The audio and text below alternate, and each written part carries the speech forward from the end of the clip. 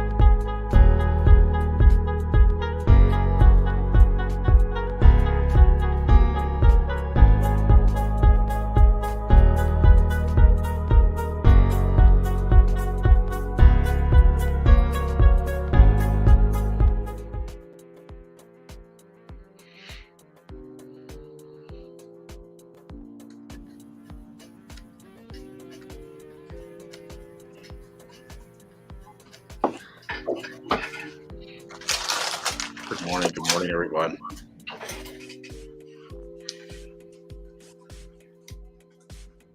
How's everybody?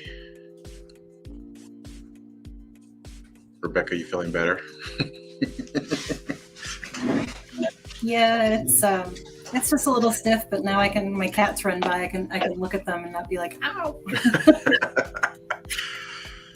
Yeah, that's a pretty painful set of circumstances when it happens. So I've done it enough times to know that it's not something I ever want to do again, but also know that sometimes it's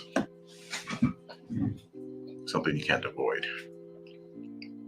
So I'm going to give it a couple more minutes. We have 2 people on the live stream now, viewing live. Give some more people an opportunity to join, and then we'll make a report for the week. How did everybody like the snow this morning? Not enough. Yeah, I heard the snow plows going by the house this morning. I'm like, oh, hopefully there's tons of snow out there, and there was not much of anything. So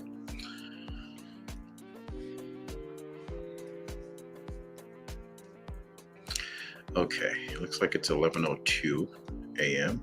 I'm going to give people about 15 more seconds.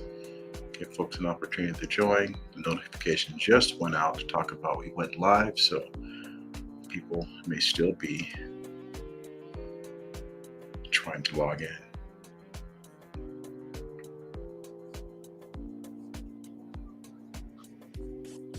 Let's see what this comment says. Okay. Yeah, Lillian, the mud was horrible. I know I actually took my truck to get it detailed because I was planning on trying to either trade it in or sell it. And that was just Sunday, I think, or Saturday it was. And all that mud now has made my truck look like nothing happened.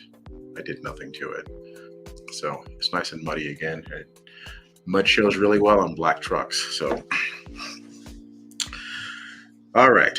Good morning, Sanai. Thank you for joining us this week for a weekly COVID-19 and Health and Human Services update. We don't have much to report today other than our current COVID conditions. Wanted to make sure everyone is aware of where we are as far as numbers are concerned. Good morning. So we're still in double digits in COVID case count. We're at 15. I think that I wanted to correct. I sent out the blast last night indicating that we have 14 active cases, and technically we have 15 because one person was supposed to come out of isolation last night, but there were some things that kind of complicated that. So that person is still technically in isolation. So we still have 15 cases that are active. We've had 2 cases this week so far, which is actually not as bad as it was last week. 2 cases this week, meaning since Monday. Excuse me. Which brings our active case count. Make sure I get it right because I just changed it before we started. Our total active case count is 15, and our total number of active cases, total number of cases since the beginning of the pandemic is 216, with 119 individuals having recovered from the virus. It is important for folks to understand that, even though the state has decided to lift its mask mandates and across the country, they're starting to relax the restrictions for COVID, doesn't mean that there's still not a risk. I think we talked about this in a previous live stream that the information that is broadcast on the major news networks is referring to the country itself and not necessarily all of the country, where we have different levels of transmission rates, and the way that the rate of the virus is actually spreading is still different. Rural parts of the country tend to have a delayed reaction to some of these changes because of the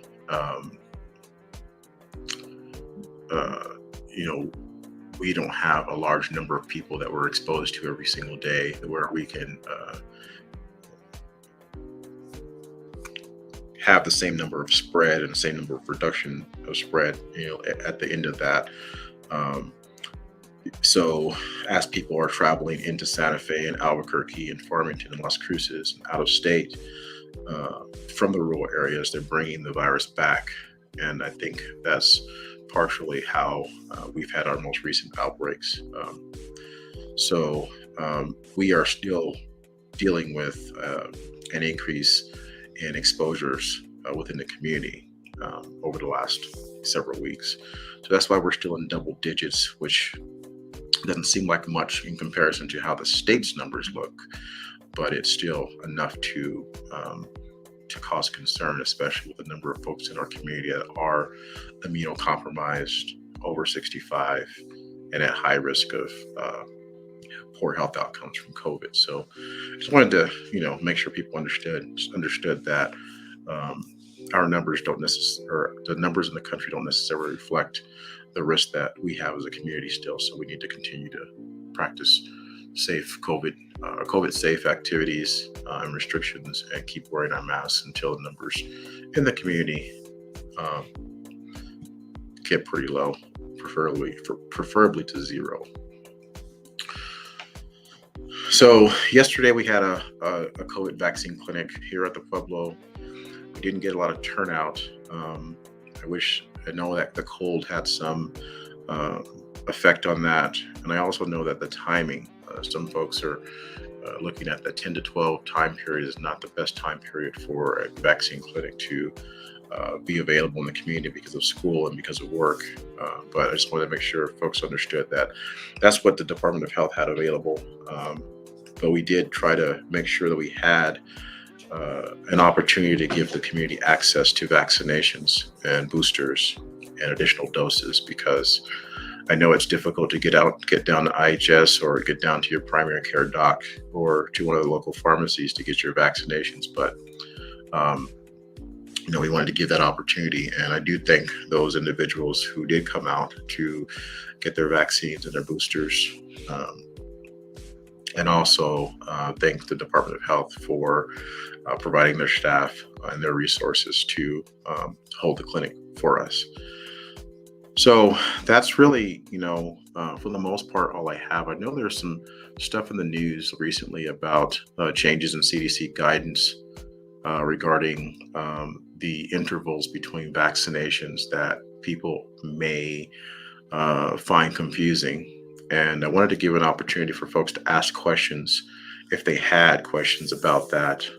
And some of you may not even know what I'm talking about, but on the 22nd, which is 2 days ago, the CDC issued some new guidance on the intervals between vaccinations, as well as new guidance recommendations for everyone over the age of 5 for vaccinations, especially with those regarding people who are moderately or severely immunocompromised. So the original guidance from the CDC regarding vaccinations, which is still the same for those people who do not fit specific categories, is that for example, the Moderna 2-shot series, there was originally 4 weeks between the two vaccines, between the first and the second dose. And for Pfizer, there were 3 weeks between the two vaccines for the first and second dose. And that's basically for everybody across the board. But the most recent guidance is now saying that if you are 65 and older, if you are moderately or seriously or severely immunocompromised, or if you're at high risk for severe illness from COVID, you stay at their original guidance. But if you don't fit in those three categories, they're saying that you can wait up to 8 weeks between the first dose and the second dose to get that to finish out that primary series. And so a lot of folks are looking at that and thinking that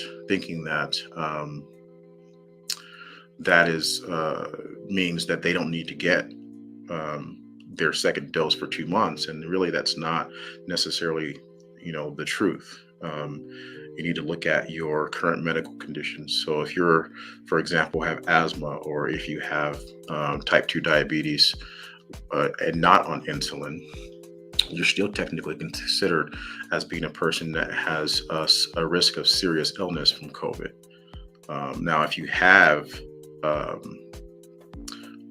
are insulin dependent, you are an insulin dependent type 2 diabetic, then you actually fall in the category of moderately or severely immunocompromised. So you still want to stay in that same category as well, of waiting 3 weeks between the original vaccine and a second vaccine for Pfizer, and 4 weeks for Moderna. So the CDC website has a lot of information about this new update, and it can be confusing for some folks.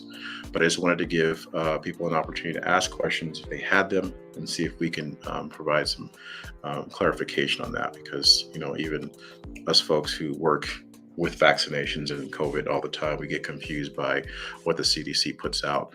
But when we see the news advertising this, and then we're actually getting people during phone calls and conversations that are saying they don't need to get their vaccinations for whatever reason, because based on what they've seen on TV, that actually puts people at risk if they are misinterpreting that information. So I wanted to give folks an opportunity to ask questions, or have a conversation about it. Conversation is important.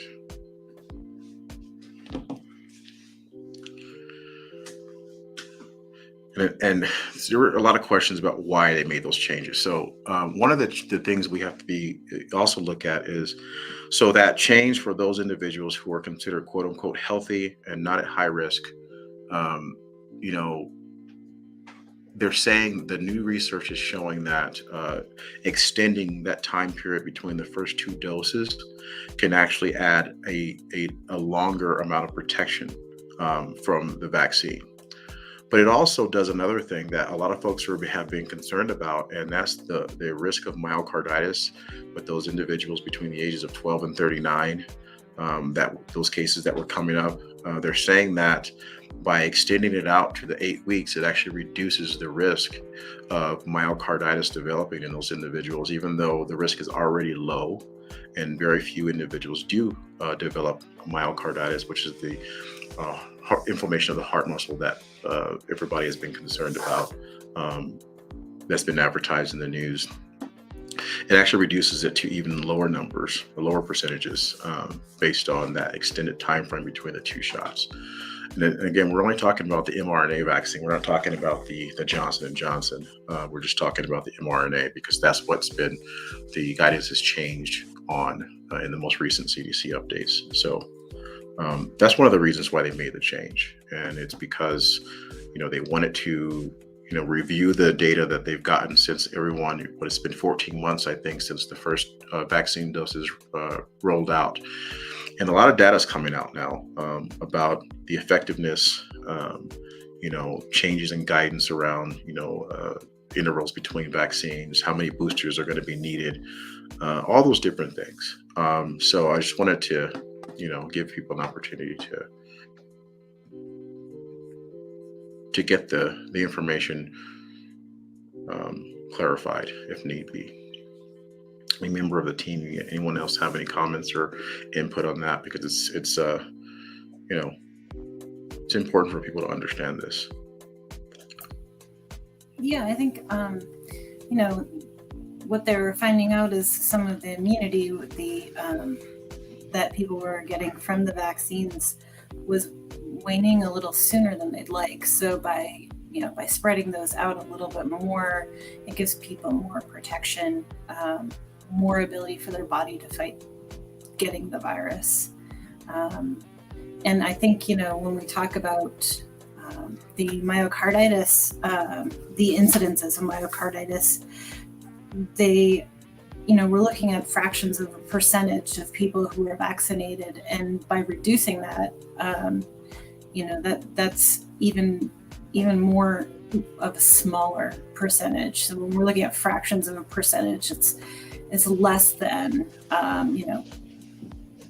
less than 1%, less than 0.5%, which is really great. And it helps people be more positive about getting themselves vaccinated and staying healthy. We have to remember with myocarditis is that it's much more likely to be something that you deal with if you get COVID itself than if you actually get a vaccine. So keeping that in mind, we really want to encourage folks to get their vaccines, get them within the right time periods that will benefit them the most.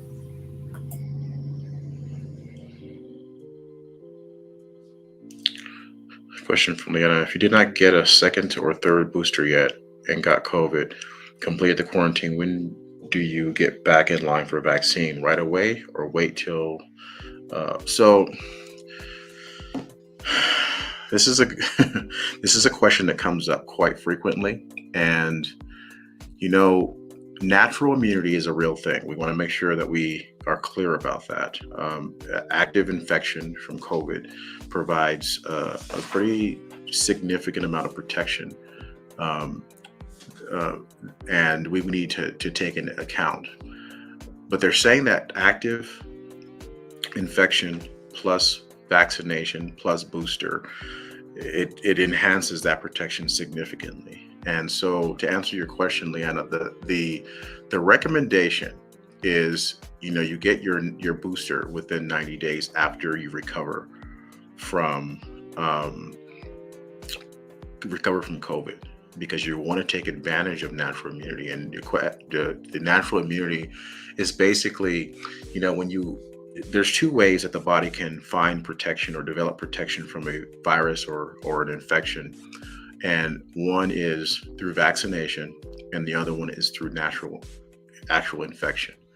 And so the natural immunity is basically that amount of protection that your immune system creates for you after being exposed to the actual virus and being sick from the actual virus.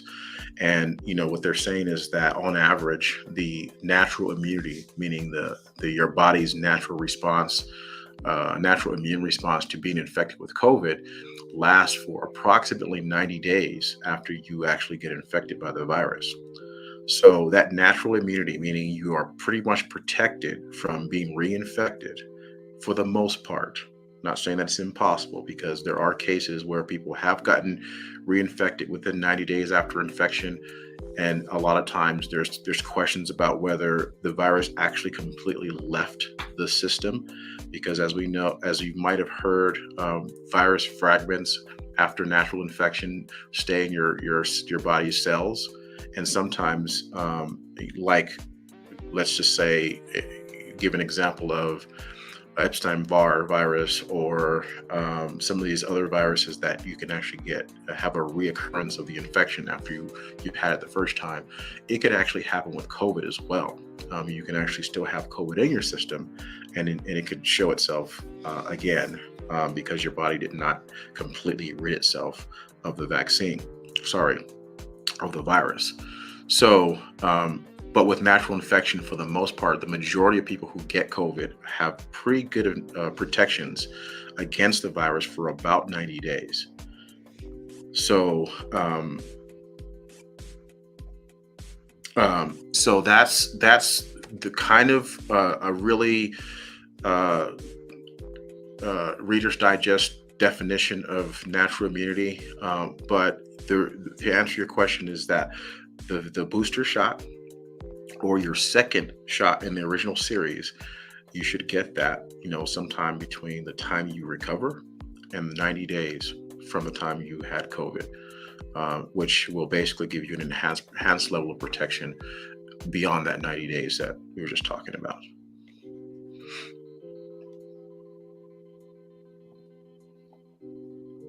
Ways to build back your immune system after COVID.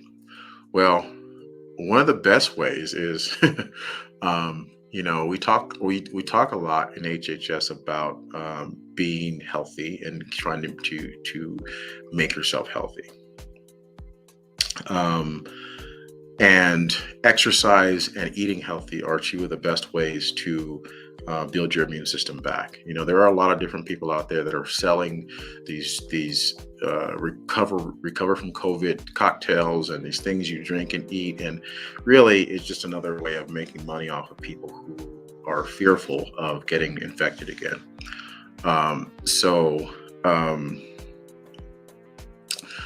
There is a lot of information out there about how to just be healthy in general, and I don't think it's any different from whether you've had COVID or you haven't had COVID. Maintain a healthy lifestyle, eating healthy, and exercising, having some sort of activity every single week. 150 hours is what they're recommending, is to help build back your immune system. One of the things that they are talking about, though, is that you need to be careful with exercise after COVID, because there's a risk of developing, some difficulties if you go back to your regular exercise regimen right after having COVID, because you may be at risk of having long COVID, and exercise can actually enhance the symptoms or effect of long COVID. So you need to also watch what you're doing when you go back to exercise after COVID, because there may be some complications. And don't forget sleep. Getting good quality. That's okay. Don't forget about sleep health and getting good quality sleep. Next month, I'll be doing a brief chat about sleep health and how you can ways you can improve the sleep that you get. So, Lydia, to answer your question, to make it clear, a lot of the vaccine administrators, I would say even IHS, has gotten into the habit of saying, just get your vaccine immediately after you had COVID. And what they're trying to do is they're trying to make sure people do not wait to get their booster. Just get it. There's no negative effect that's going to happen if you get your vaccine immediately after recovering from COVID. However, the recommendation has been in the past, and so far during the pandemic, is for you to take advantage of your natural immunity within that 90 days. Because as that natural immunity starts to wane and drop, as soon as you get your booster, it boosts it up again, which is what you're trying to do. So waiting that 90 days is actually a better way of really helping your immune system react and respond to what COVID could potentially do to you in the future. So there isn't a hard and fast rule, meaning there's no one is saying don't get your vaccine on the 11th day, meaning 10 days you're in isolation for 10 days and then on day 11 you go get your vaccine. Nobody's saying that you can't do that. But what they are saying is you should take advantage of that natural immunity that you did develop during COVID and get your booster at the end of your 90 days or somewhere between 0 and 90 days after infection, because it does help to increase your body's immune response when it comes to COVID infection.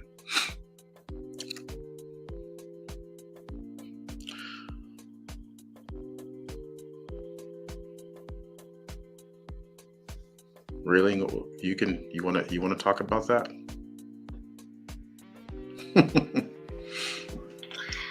Good morning, San Alfonso.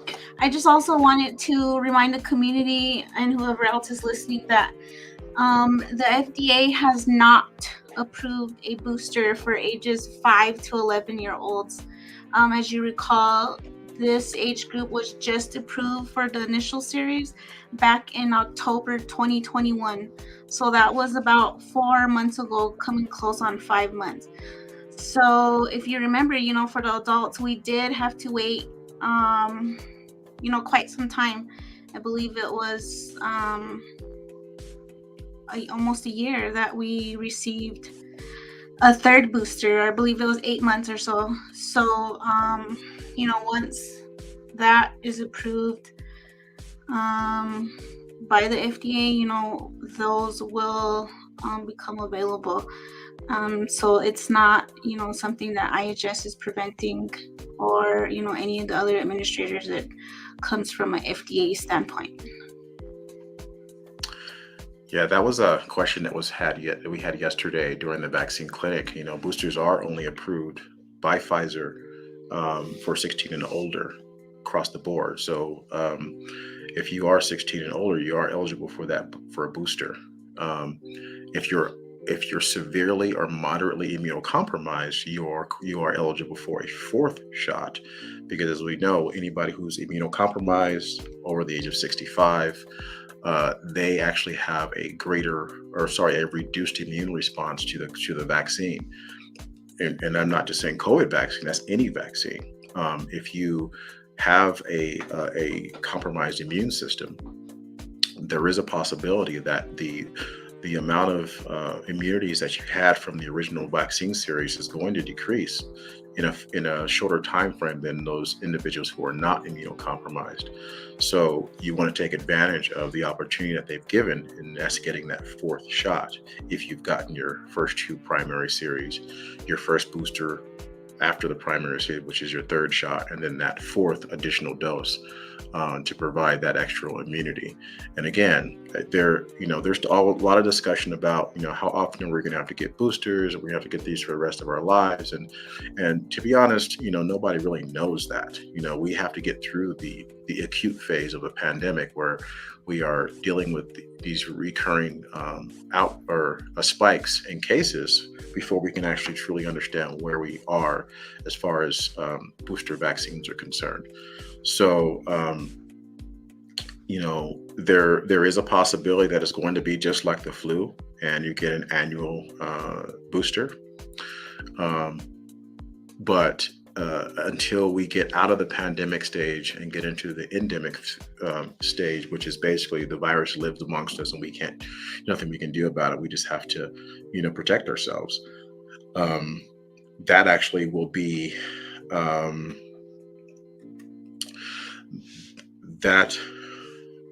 will actually be something we determine or understand later, because the pandemic is not over.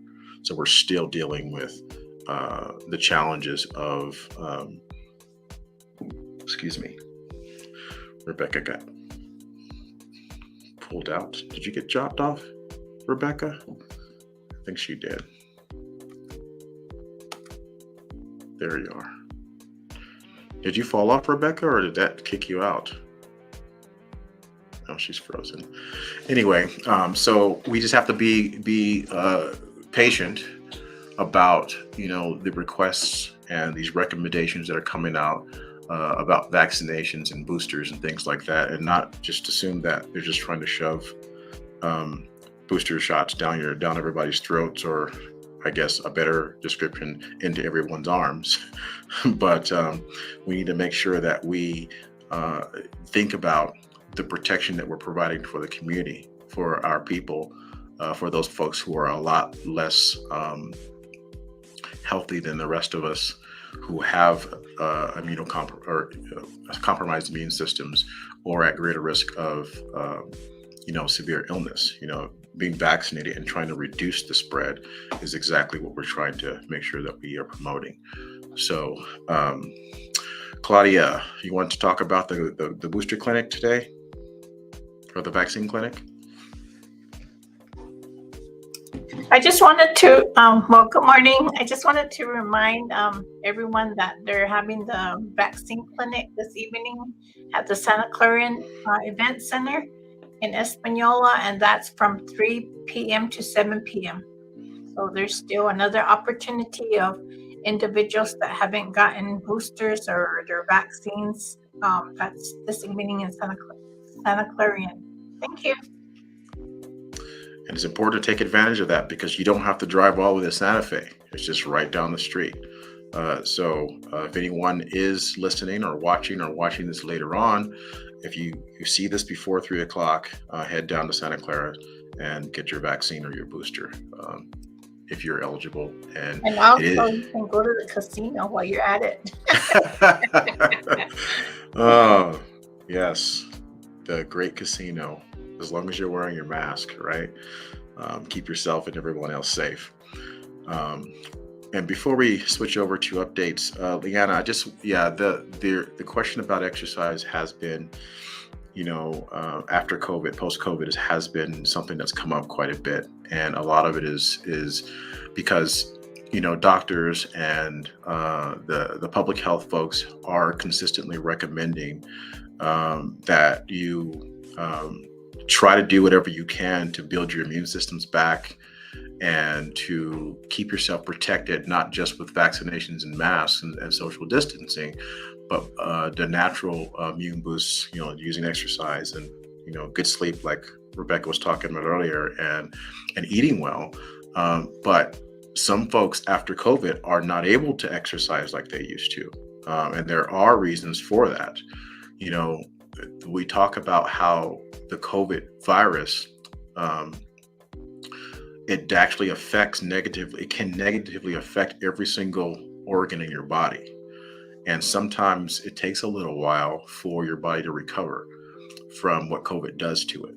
And so, sometimes when you have people that are talking about long COVID symptoms and things like that, part of that is that fatigue and the lethargy that comes from, having had COVID and trying to exercise with that. You're going to the gym and getting a treadmill. You're like, I used to run 10 miles and now you can barely walk one.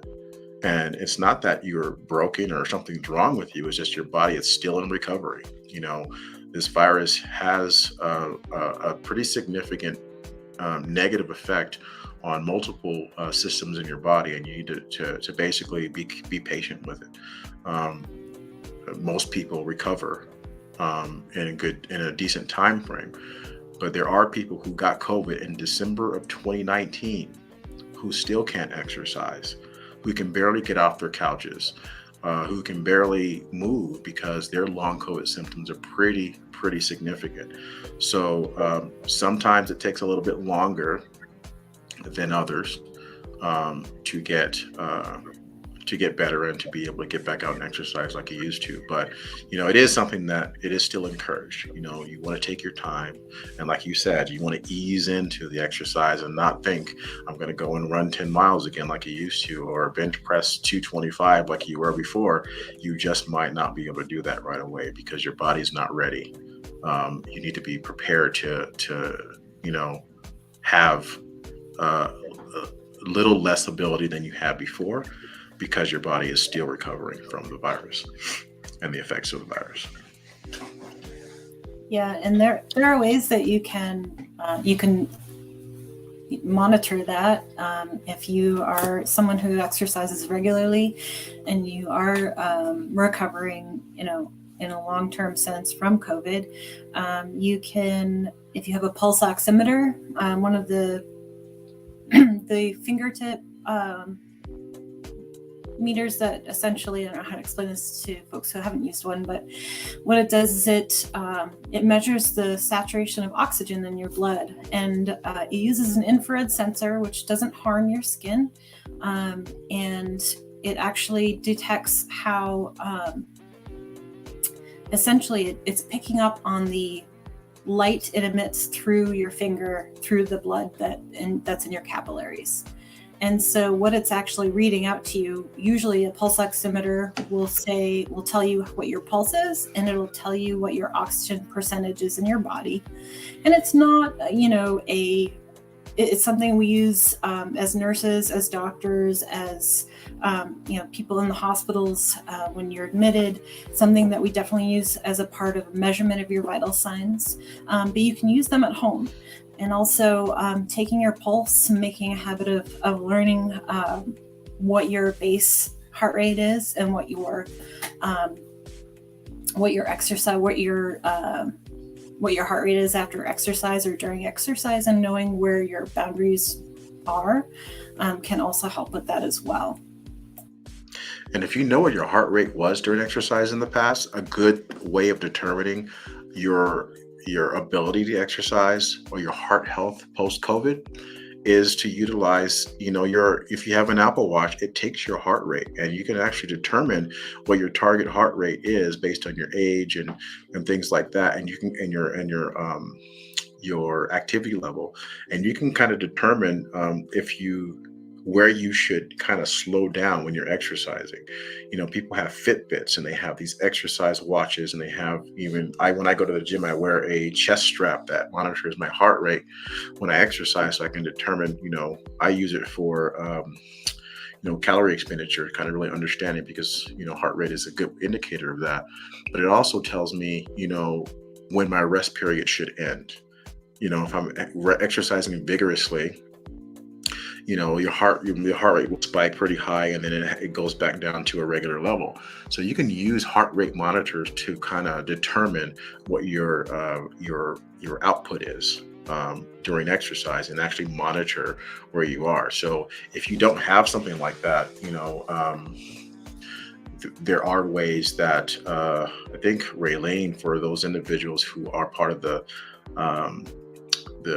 diabetes program target population, we do have some of those watches, those watches that people can wear. It's designed to test blood pressure, but it also monitors your heart rate. So we can get, you can get one of those watches and actually really understand what your heart rate is.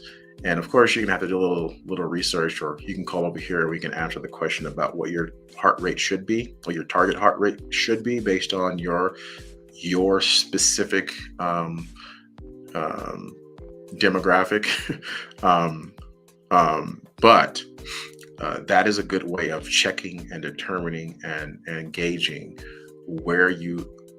how you should be proceeding in your journey back to your physical fitness, because your body tells you exactly what it needs, and also tells you exactly what you shouldn't be doing. So if your heart rate is spiking, to astronomical numbers when you're just doing regular exercise, it might be telling you that you might want to back off a little bit. So that's something that you can use to help you determine where you need to go as far as your exercise is concerned.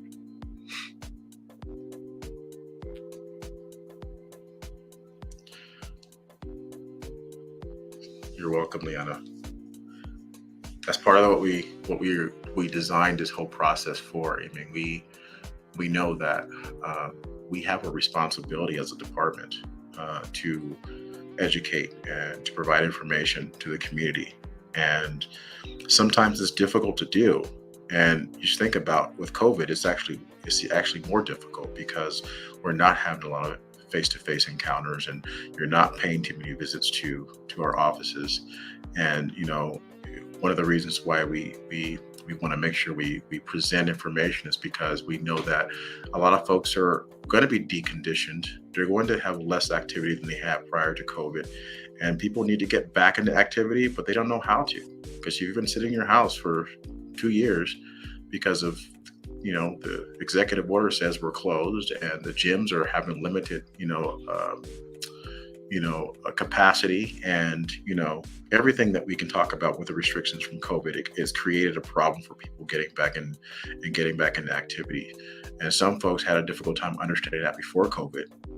Just think about how it is now. So I wanted to you had something that you wanted to present, right, Rebecca? Or did you want to do that separate another time, right? Okay. All right. So the 6 of us, we try to come in and do our best to give the community information that they need. And we want to make sure the community has an opportunity to ask questions if needed. No questions. They say the only stupid question that there is the one that you didn't ask. And so I think that any question is welcome. We'll try our best to answer any question that we can. If we don't have the answer right away, we will get it, and we will get the information to you. So I wanted to just open up the stream for the next minute or so to give anybody who has questions or comments or concerns an opportunity to ask or state them before we close out.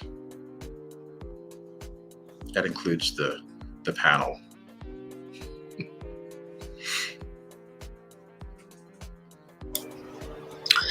I want to remind the community that we do have a small event tomorrow to close out our Love Your Heart Month. We will be having a screening and discussing some topics tomorrow. We will also be providing a light breakfast that will occur at the Senior Center living room, and it'll be from 10:30 to 10 a.m.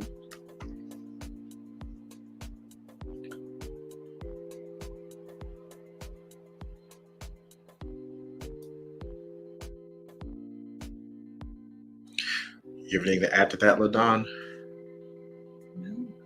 No. We have a little bit of information to provide to the community. If you didn't join us the first time, this is your opportunity to get a health screening. And not too much information. Like as mentioned, we're closing out this month. Yeah, it's been a great Heart Health Month. We've had quite a few activities. I think it's definitely something that we enjoy doing. So look out for next month. What is next month, by the way? And I can't remember what our observance topic is for the month of March. National Nutrition Month. National Nutrition Month. It's Okay. also National Kidney Awareness Month. National Kidney Awareness Month, which is something that's important. We do know that with COVID, a lot of people's kidneys have been affected. So that's a whole separate issue from the diabetes connection to kidney disease. But we do want to talk about that as well. As a reminder, March 1st, the walks start back. So that's a week from, actually 5 days from now. The Health and Human Services Department will restart their Walk for Wellness. And it's 2 o'clock we decided, right? 2 o'clock, 1 o'clock? 2 o'clock on Tuesdays and Thursdays. So if you are interested in walking with us for your wellness, beginning March 1st, we are going to restart the walks that we stopped because of weather and COVID and things like that to get people back active again. So join us, meet us at the softball field, and we will do our walk. The presentation, Leanna, will be at the Senior Center in the living room. So that is, what time is it again? 8:30. 8:30 to 10. Okay. Sorry, my brain is working on budgets even as we're sitting here. So because they're due tomorrow. So the Walk for Wellness starts March 1st. We have our presentation tomorrow, 8:30 at the Senior Center in the living room. Join us. And anything else we want to add before we take off? Yes. It is also National Colorectal Cancer Month. And that's really important because when you think about cancer, you think about it's not so good and not so pleasant. But if we are able to screen for colorectal cancer as easily as getting your sample at home and sending it in through the mail, to think that it's one of the only 100% preventable cancers that we experience as humans, and it disproportionately affects the Native American community. We need to focus on getting our test kits done and learning about that process and the disease so that we can help prevent it in ourselves and also in our family and friends. So we definitely want to honor that next month.